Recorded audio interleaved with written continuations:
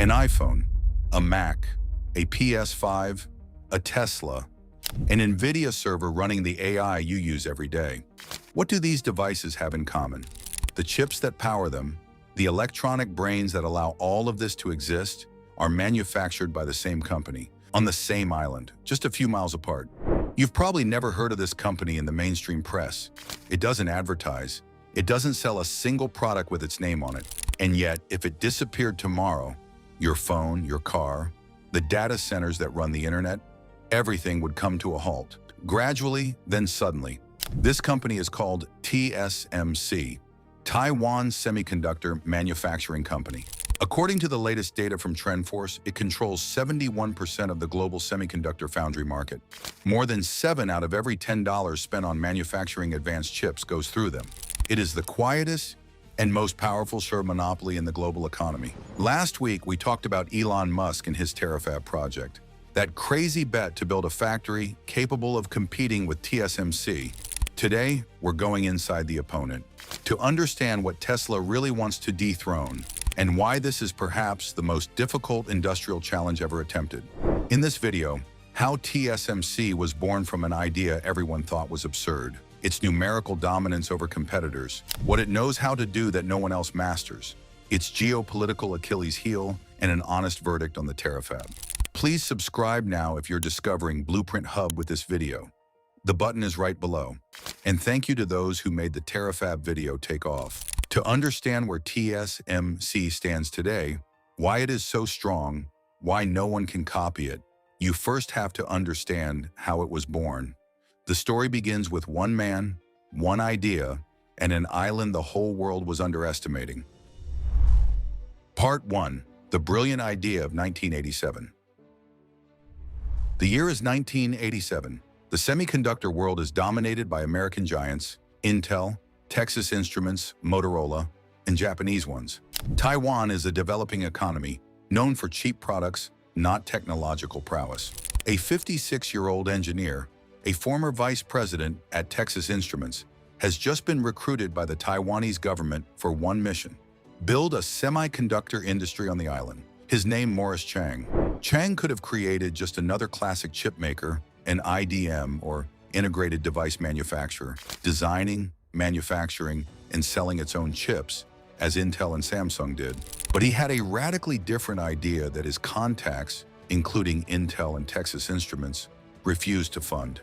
He had to turn to the Taiwanese government and Dutch giant Philips to raise the initial $220 million. The idea: never design your own chips, never compete with your customers, be only the manufacturer. The pure-play foundry model was born. From day one, TSMC committed to never having its own interests in the designs it manufactures. This model triggered a revolution. Suddenly, any engineer with a good idea could start a chip company without raising hundreds of millions to build a factory. NVIDIA, Qualcomm, and Broadcom all started with TSMC. Apple has fully entrusted its chip manufacturing to TSMC since 2016. As IEEE Spectrum noted, Morris's foundry model unleashed an army of engineers. Without TSMC, neither NVIDIA nor Apple Silicon nor the current AI revolution would have been possible. The result, 38 years later: 465 active customers, 12,682 different products manufactured using 305 different process technologies. From iPhone chips to NVIDIA's AI accelerators, to the processors in your Mac, your PS5, and SpaceX satellites. Morris Chang was 56 when he founded TSMC. He had just created the invisible infrastructure of the modern technological world. But a great founding story isn't enough. What has kept TSMC at the top for 38 years, far ahead of all its competitors, is a numerical dominance that, when you really look at it, is dizzying. Part 2. 71% of the global market.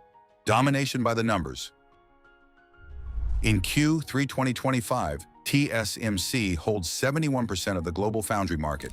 For the full year 2025, its revenue reached $122.54 billion, up 36.1% year over year, an increase of more than a third in a single year.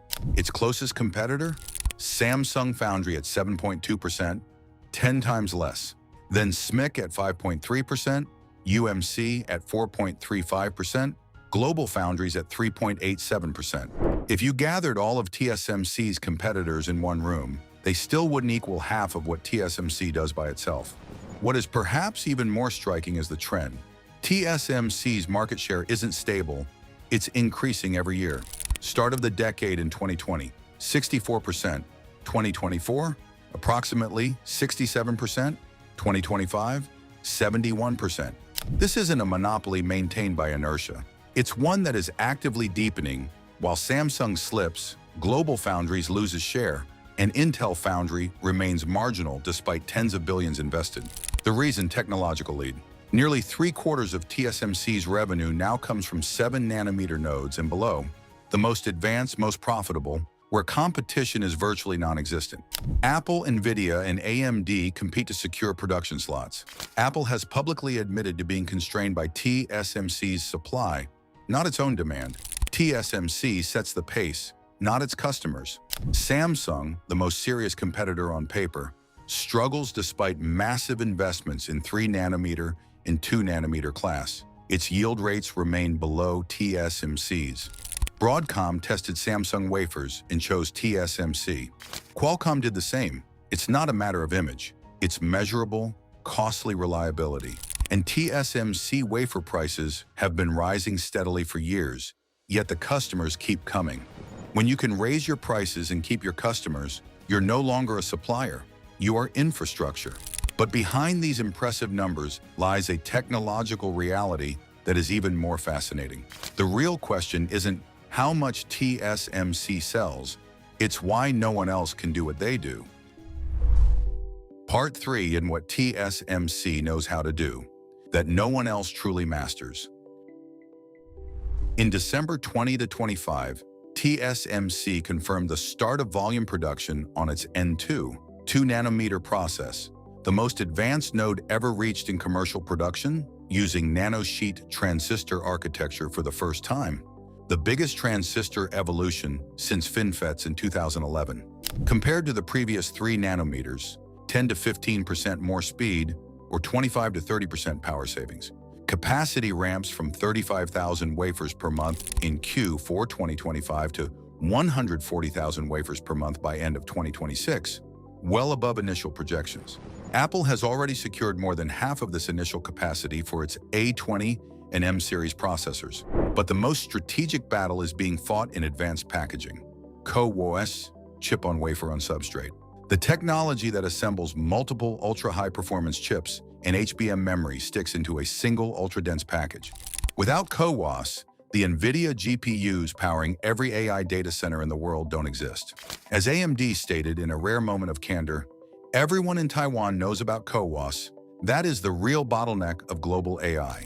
NVIDIA has secured over 70% of TSMC's CoWoS-L capacity for 2025, with 800,000 to 850,000 wafers reserved for 2026. Demand is growing at 113% per year, and lead times remain fully booked. But TSMC's true competitive moat, the one hardest to bridge, is neither 2 nanometers nor CoWoS. It is the ecosystem, what its SVP calls the one-hour semiconductor ecosystem. All strategic suppliers, equipment manufacturers, chemical suppliers, EDA software, are reachable within 1 hour of TSMC's Taiwanese fabs. When there's a problem on a production line, the supplier's engineer is on site within the hour. A density of expertise and responsiveness that no other place in the world can replicate. Compare this to Arizona. Suppliers scattered across thousands of miles, permits taking twice as long, engineers driving across cities to reach partners. Morris Chang himself called the U.S. effort a very expensive exercise in futility. This ecosystem was built over 38 years. You don't duplicate it in 3, no matter the budget. TSMC doesn't sell chips, it sells trust. And in an industry where one bad batch of wafers can cost hundreds of millions of dollars, trust is priceless. If TSMC is so extraordinary, how can we talk about an existential vulnerability? The answer comes down to one word: Taiwan. Part 4, the Achilles heel. Everything rests on an island 100 miles from China. Here is the most staggering number in this entire video. Not the 71% market share, Not the $122 billion in revenue, not the 2 nanometers. That number is 100 miles, 160 kilometers, the distance separating Taiwan from the Chinese coast. On this 14,000 square mile island, more than 90% of the world's advanced chips, those at 7 nanometers and below, are concentrated. The chips running your iPhones, Amazon's and Google's data centers, the most advanced US weapon systems, and NVIDIA's global AI infrastructure. All of that on one island, 100 miles from China. Bloomberg Economics modeled this scenario. A major disruption to Taiwan and TSMC would cost the global economy approximately $10 trillion, more than total COVID-19 economic losses. In a single disruption, prediction markets currently estimate a 22% probability of conflict by 2027 in the Taiwan Strait, and global stocks of advanced chips represent an average of only 4 to 8 weeks of consumption, not months, weeks. This is what's known as the Silicon Shield. Taiwan is so indispensable that no one, US, China, anyone, has an interest in causing a disruption. Global dependence is a form of protection, but this shield has a cruel paradox. The more TSMC invests outside Taiwan, the more the shield erodes. In March 2025, TSMC announced $100 billion in US investment, 5 new fabs in Arizona, plus a fab in Japan with Sony and Toyota, and one in Germany with Bosch and Infineon. But the most advanced chips, current 2 nanometers, won't be produced in Arizona until 2028 at the earliest. Until then, Taiwan is the only place in the world where they exist. And this is where it all connects. This Silicon Shield paradox is precisely what gives Elon Musk's Terafab its strongest strategic logic. Washington does not want to depend on an island 100 miles from China for its most strategic chips. The CHIPS Act has already distributed $6.6 billion to TSMC Arizona. An American company saying, "We can build a 2 nanometer fab on US soil," is exactly the message Washington wants to hear. And Washington has the money to reward that message. Now that we know TSMC from the inside, its strength, its ecosystem, its dominance, and its vulnerability, let's ask the real question. What does all this reveal about Elon Musk's real chances? Part 5, Terafab versus TSMC, an honest comparative verdict. Here is the honest verdict. No fan service, no denial, just the facts side by side. On experience, TSMC has 38 years of continuous production. Tesla has 0. On technology, TSMC has been producing 2 nanometers since December 2025. Tesla targets mid-2028 at best, according to Morgan Stanley, a minimum 3-year lag. On supplier ecosystem, TSMC has 38 years of integrated relationships. Tesla must build everything from scratch. On funding, total investment is estimated between $35 and $45 billion by Morgan Stanley, fundable but challenging against Tesla's $6.2 billion annual free cash flow. On geopolitics, here Tesla has a real advantage. US soil, CHIPS Act, perfect timing to secure massive Washington subsidies. The honest conclusion, on a pure technological level, the Terafab starts with a 3-decade disadvantage. Intel, once the global leader, is still struggling to catch up despite $100 billion invested and thousands of experienced engineers. Tesla wants to go from 0 to the world's largest 2 nanometer fab, literally unprecedented in the industry's history. But the most serious analyses nuance this picture. TrendForce notes that Tesla's most realistic entry point would be advanced packaging rather than 2 nanometer logic manufacturing, where the learning curve is less steep. And Morgan Stanley considers the Terafab the right strategic move, despite the ambitious timeline. So the real question isn't, can Tesla beat TSMC? The answer is no, not in the next 10 years. The real question is, can Tesla become capable enough to no longer depend on TSMC for its most strategic components? Those are 2 radically different challenges. And the second, starting with packaging, building a base of experience, gradually reducing dependence, is perhaps attainable, especially with Washington behind it. So when, after everything we've just seen, what's the real takeaway? Conclusion, the world needs TSMC, and that's exactly the problem. Let's go back to the beginning. An iPhone, a Mac, a Tesla, an NVIDIA data center, they all share one thing: a company founded in 1987 by a 56-year-old engineer on an island the world underestimated. A company that invented a model no one wanted to fund, and which 38 years later controls 71% of global advanced chip manufacturing, with a technological lead that even Intel, with 30,000 engineers and $100 billion, has failed to close. TSMC is currently irreplaceable. Rarely has that word been so literally accurate. But irreplaceable today has never meant irreplaceable forever. Nokia was irreplaceable. Kodak was irreplaceable. What makes companies invulnerable one day often makes them blind the next. And TSMC's vulnerability, that island 100 miles from China, is real, known to everyone, and impossible to resolve quickly. What Elon Musk understood, and what many of his critics have yet to realize, is that the Terafab is the most ambitious semiconductor bet in history. But wild ambition is sometimes right where reasonable pragmatism is wrong. The Terafab won't beat TSMC in 2028, probably not even in 2030. But if it succeeds in producing AI-5 chips in small batches, mastering advanced packaging, and building a base of experience, it will have changed something.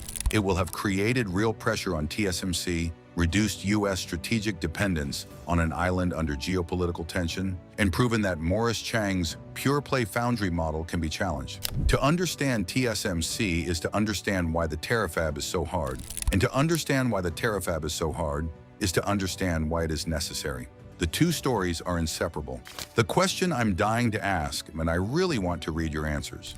In 10 years, will TSMC still have 71% of the advanced chip market? Or will the world have succeeded in creating a real alternative, whether it's Tesla, Intel, Samsung, or someone we don't even know yet? Let us know your prediction in the comments with your arguments. If this video taught you something, share it. It only takes 2 seconds and it helps Blueprint Hub grow. If you aren't subscribed yet, the button is right below, because in our next video, we're going to talk about Samsung Foundry, the company that had everything it needed to compete with TSMC and yet didn't make it. The most valuable lesson there is for Elon Musk. Subscribe so you don't miss it.